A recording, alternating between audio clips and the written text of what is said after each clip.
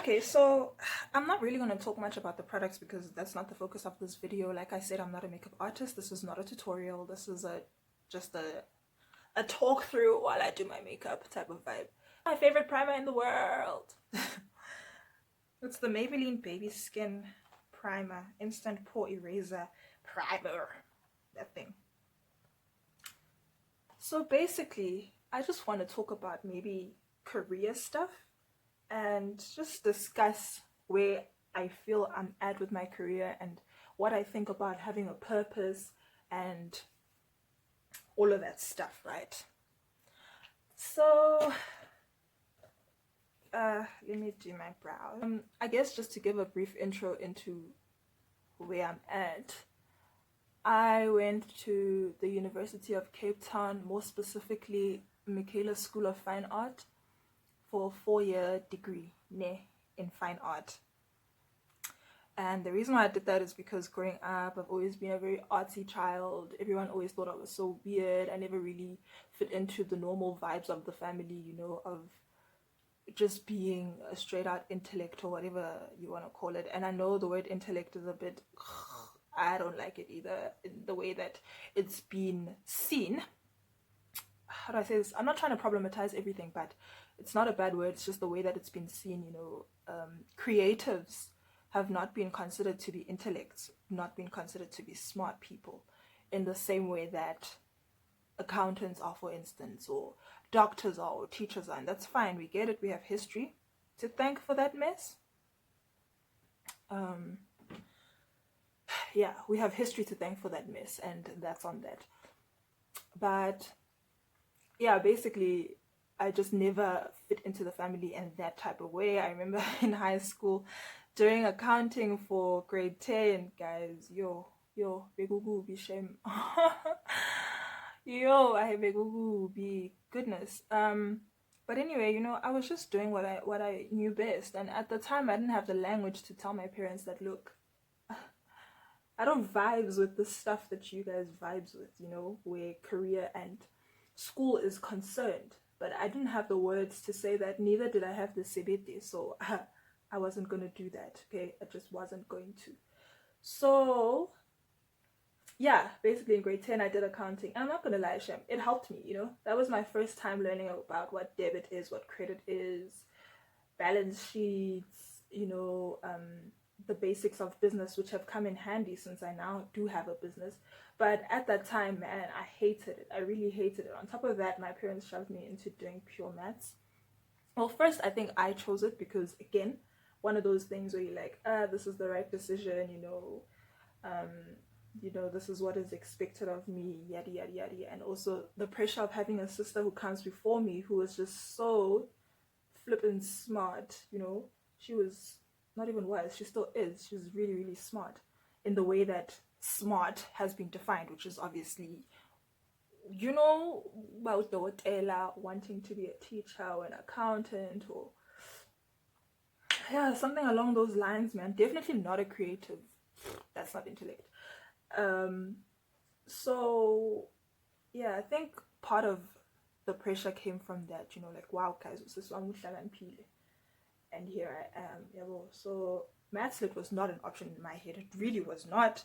I was not going to make it an option because, again, you know, who's them I? I'm the girl, and the girl needs to do smart subjects.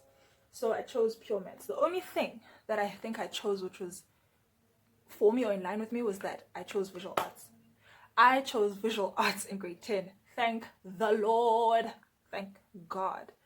So yeah, anyway, I did that and whatever. Then when I got to grade 11, I was like, listen, parents, this accounting and maths thing is as vibey, as zwani, it's not working, okay? It's not working.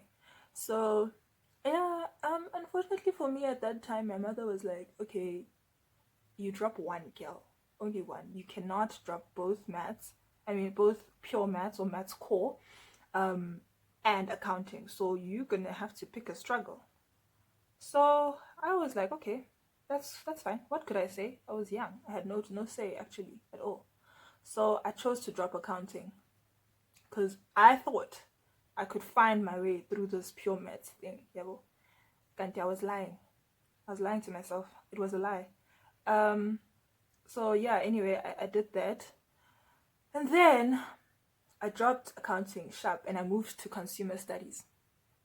Wow. When I got there, yo, guys. Whoa. Hey.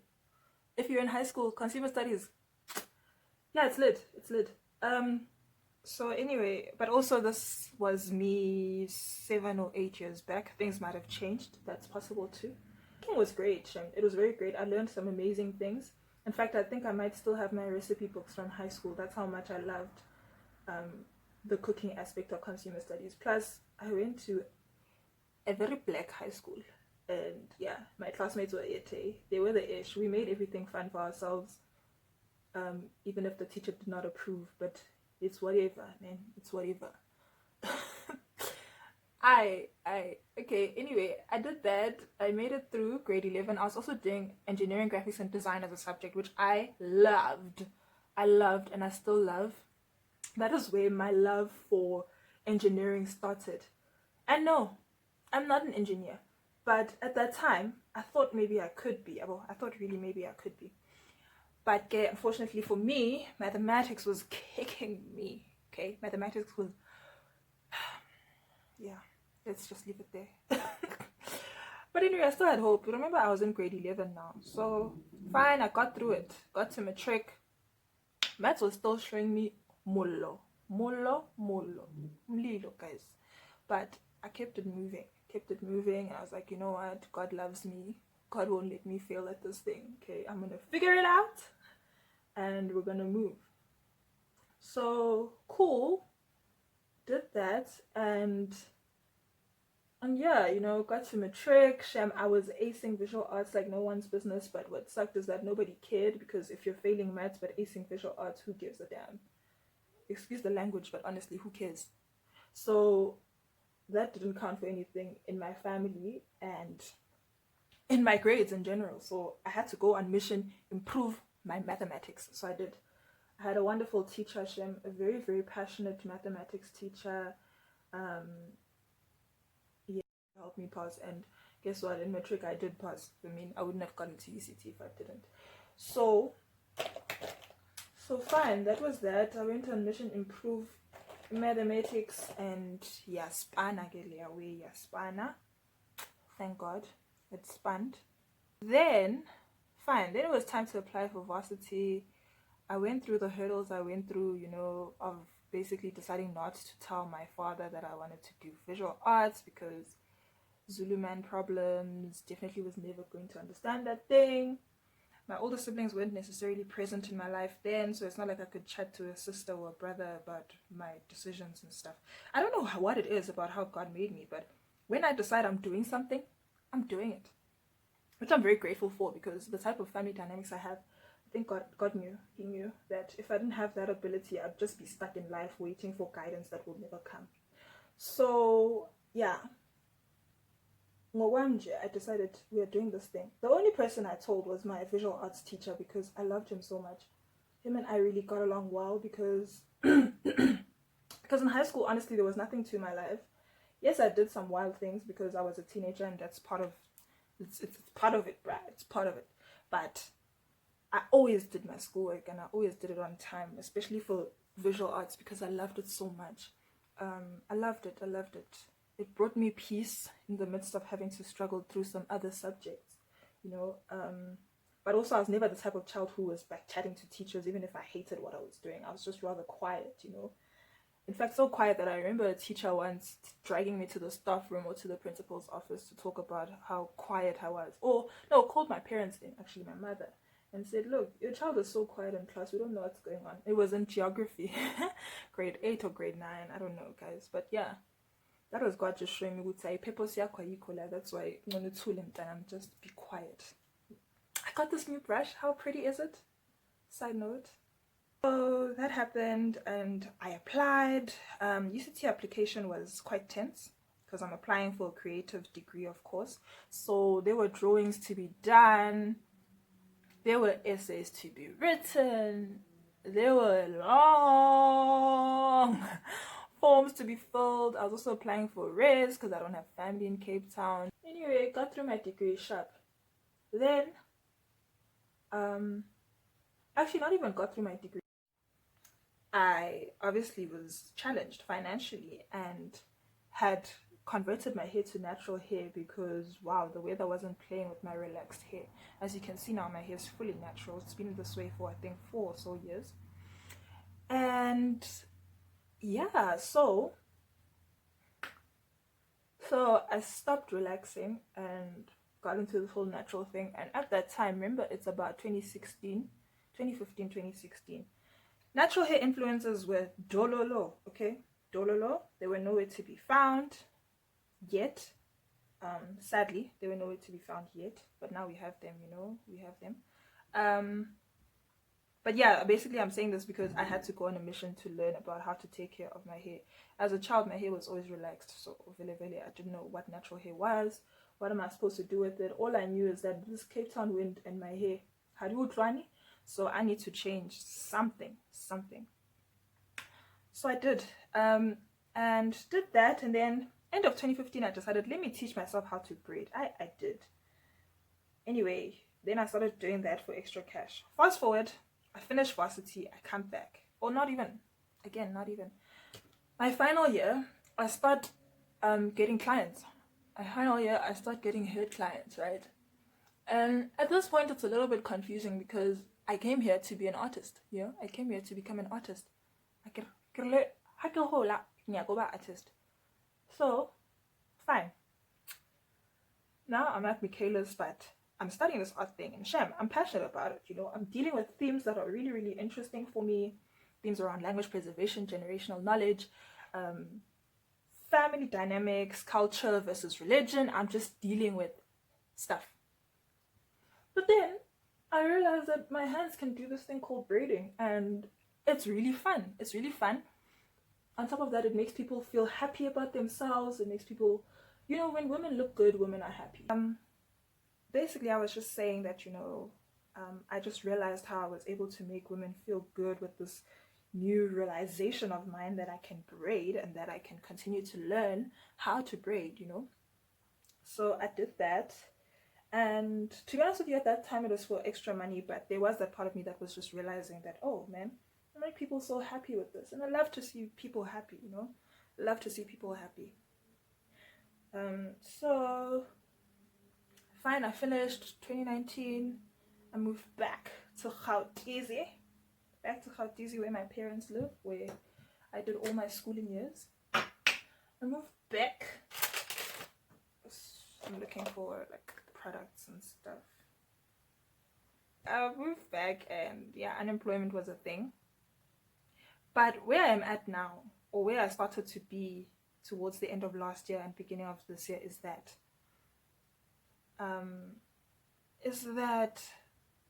I am whatever I want to be, I'm whatever I want to be. And at this point in time, I feel like I have a dual purpose. That's what I'm going to call it. Dual for two, purpose for why you're on earth. And, or what am I on earth for? So, yeah, I just feel like we need to normalize this thing of having a dual purpose, because it's a thing. I think I just told that whole long story to just say that, or just to, I guess, paint a picture of my journey as an artist, but also my journey as someone who started braiding hair, started being a hair braider. At this point in time, I actually run a hair business. Full time, I run a hair business. And I have hair clients in Johannesburg, and then I am currently working on something, or have been working on something, I guess, since lockdown started, of making my braids accessible to people outside of Gauteng, because obviously my business started in Cape Town, and I still have people on that side who are like, oh my god, we wish you could come back and braid our hair, but I can't. So I'm just, learning how to be creative around that.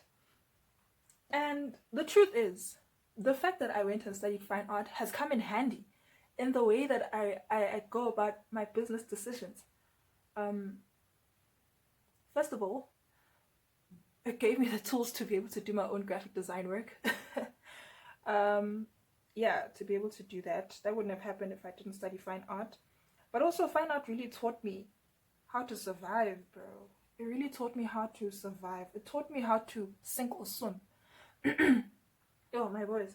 It taught me how to sink or swim, and that has come in really handy with my business. Like, I've just learned that do the thing. Do the thing, you know? Do whatever it is that you want to do. And that came from not necessarily that it was part of the degree material, but it was the environment that I placed myself into by deciding to do that degree. It was tense. It was tense. Yeah, studying creatives is very tense. Not only because you're sleep deprived, but because everyone's emotions are everywhere and everyone's talking about their emotions all the time. I'm going to shift this a bit. Everyone's talking about their emotions all the time because that is part of the program that you sign up for, is to talk about your emotions and to create work that is personal. So, yeah, in that sense, my business became personal, you know?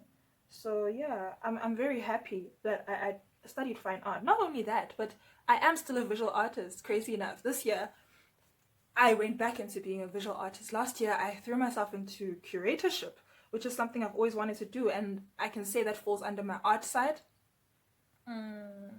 Actually, no, it's a bit of both. It falls both under art and under business. Under business because it comes with a lot of admin, and it also counts as working on contracts or working independently and stuff.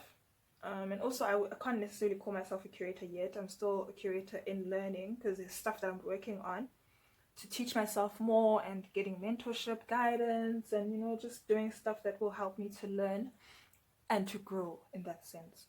So, yeah, I think it's just tough. The reason why I'm talking about this is because I just always struggle with the question of, hi, so what do you do? And I'm like, hi, my name is Malwande, and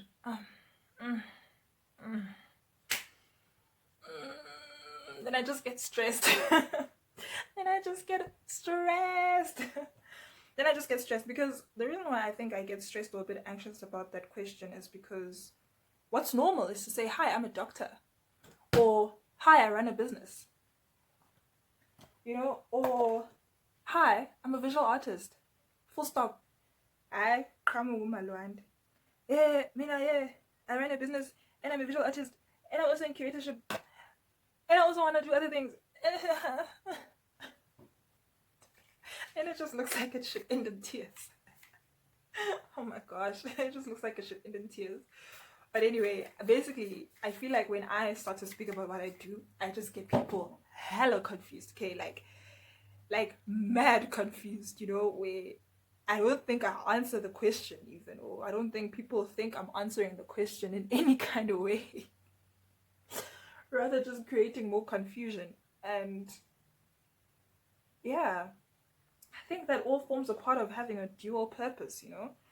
I think it's one thing to have multiple streams of income, and yes, we have normalized that. Our generation has normalized having multiple streams of income, and that's fine.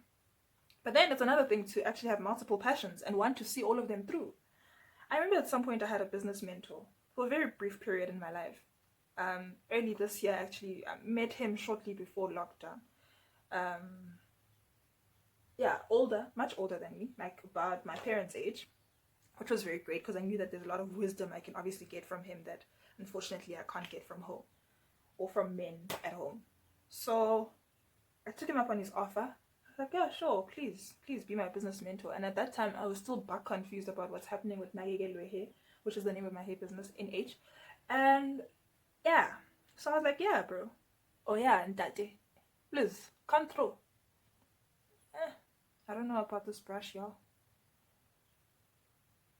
I don't know. I just started chatting about what it is I do. I went on the story of mine.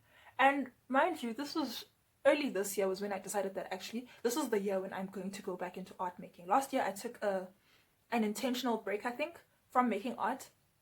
But after working in Cape Town and the stuff I was being told by, you know, other people in the art space, just encouraging me to not give up, just reminding me that I have so much to say and not just reduce myself to only being a businesswoman, that it's too early for me to discard my passion for art. And basically they were just planting all the ideas. So I decided, okay, this year I'm going back into art making. Do I still have stuff to say? Yeah, sure. Trust me, to still have stuff to say, I do. So that gave me a reason to decide that, okay, I guess I'm not done being an artist. Shucks, here I was ready to just accept that, okay, NH is what I'm going to do, and maybe just get a regular old job, like, so that I can survive and achieve some of my other goals. So anyway, basically that happened.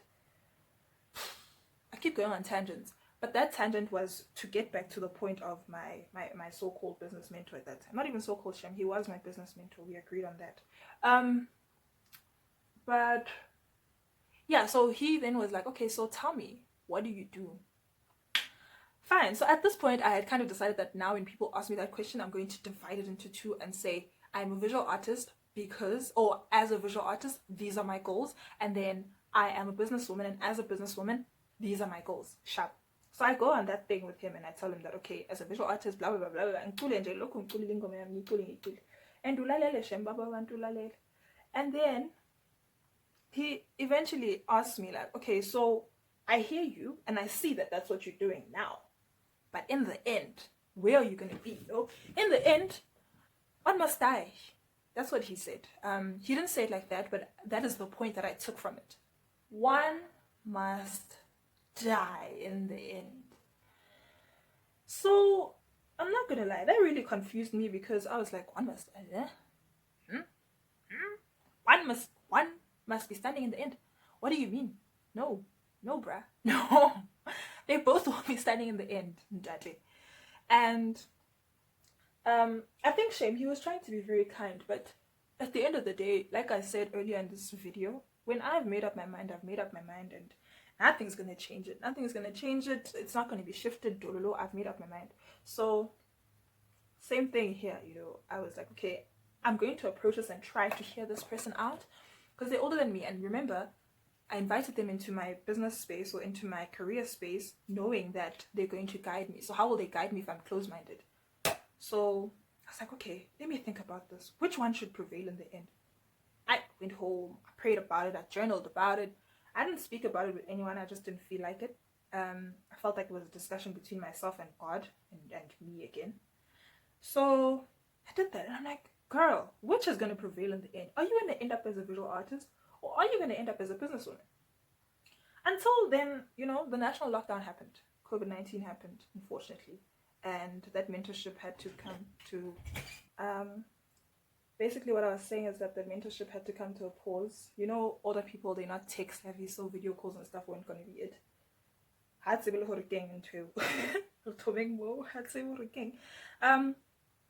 But anyway, I was thankful that that encounter happened, because, or that period happened, because not only did I briefly learn about goal setting or how to break down my goals, but I learned that there's this giant question of where am I going to end up career-wise, you know? Which final purpose, or not even purpose yet, where will I end up career-wise? Where will I end up? Which is more important to me?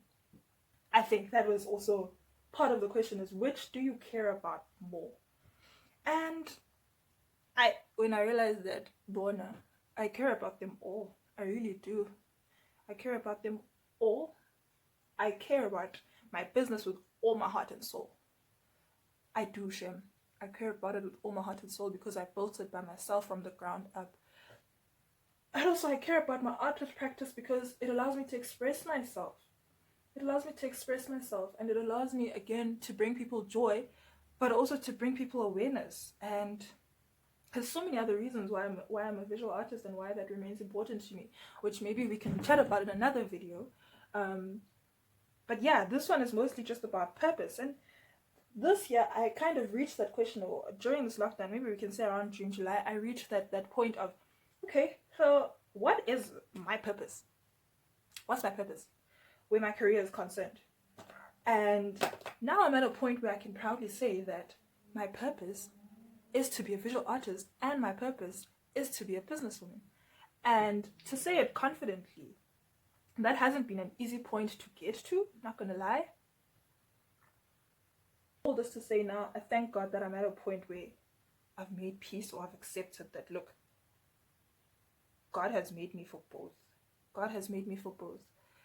If God had not made me for both, then he would never have planted the seed within me to have such a strong fire that burns for visual arts and burns for the arts sector, and also the strong fire that burns for black business, you know, not just for black business, but burns for hair, for natural hair, or just for black hair in general, you know, and just for hair care, period.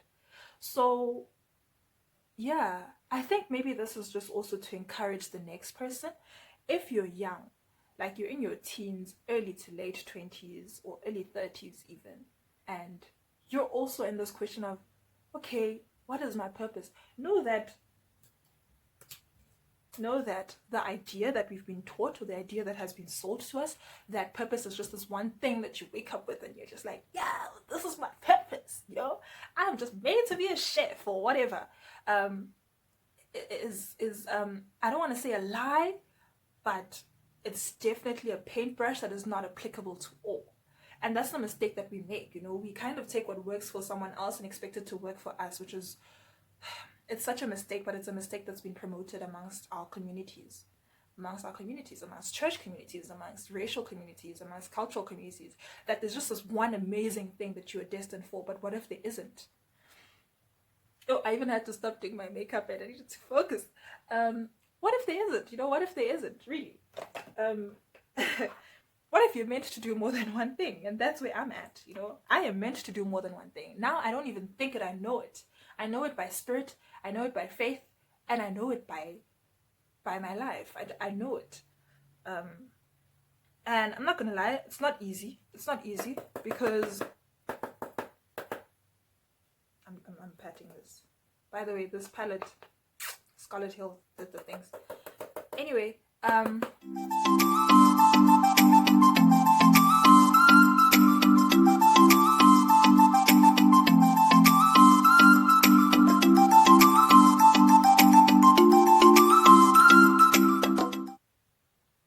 feel like a part of that was a rant.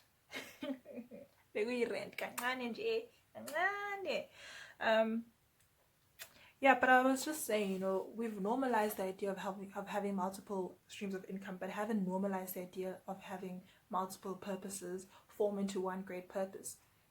Because at the end of the day, I believe that if something has been planted in you by God, you can feel it in your spirit. You know that this is what I'm meant to be doing. Who is anybody to tell you otherwise? Who's anybody to tell you otherwise? Unless if that thing puts you in actual literal danger. Do it. So yeah, I think that's what I can just say to those who are my age or younger or even a little bit older or whatever. What is age? You're never too young to know where you want to be. What I can say is that pray about it, you know, pray about it, meditate, read, research, and when you feel like that particular thing is what you are supposed to be doing with your life, and it's more than one thing, make it okay. Make it okay. Really make it okay. And part of that is also accepting that not everyone is going to understand that thing about you, you know. Not everyone is going to understand. And I've had to come to that, you know. When I tell people that I'm both a visual artist and a business, and a hair business owner, they're like, huh? What? Wait, whoa, hold up, Johnny. At the end of it all, you have to push yourself furthest, you know, you have to push yourself furthest. Is it nice to have support? Definitely, it's great. But must you fail and make decisions that aren't suited for you simply because you don't have support? No, don't.